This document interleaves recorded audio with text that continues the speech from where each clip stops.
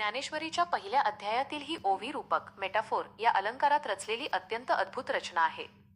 संत ज्ञानेश्वर महाराजांनी श्री गणेशाच्या रूपाचे वर्णन करताना शब्द ब्रह्म, भाषा आणि साहित्य आणि गणपतीची अंगवस्त्रे यांची अप्रतिम सांगड घातली आहे.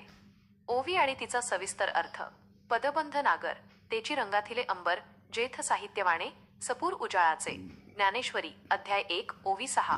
ज्ञानेश्वर महाराजांनी गणपतीला प्रत्यक्ष शब्द आणि ज्ञानाचे दैवत मानले आहे. त्यामुळे त्याच्या अंगावरील वस्त्रे साधीसुधी नसून ती भाषेची, काव्याची आणि साहित्याची बनलेली आहेत. 1. पदबंध नागर. उत्कृष्ट शब्दरचना. पदबंध म्हणजे शब्दांची रचना किंवा काव्यातील चरणांची गुंफण.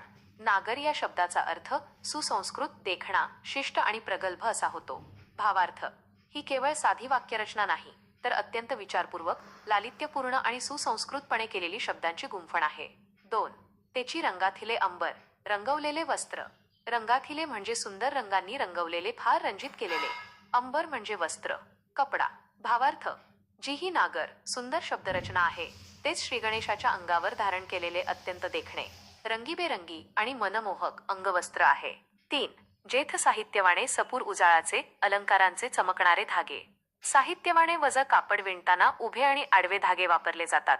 त्यातील ताणाबाणा किंवा नाजूक धाग्यांना वाणे म्हणतात.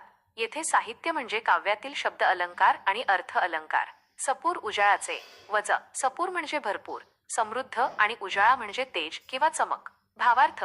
या शब्दरूपी वस्त्राची विणकाम वाणे अत्यंत उत्कृष्ट साहित्याने केली आहे.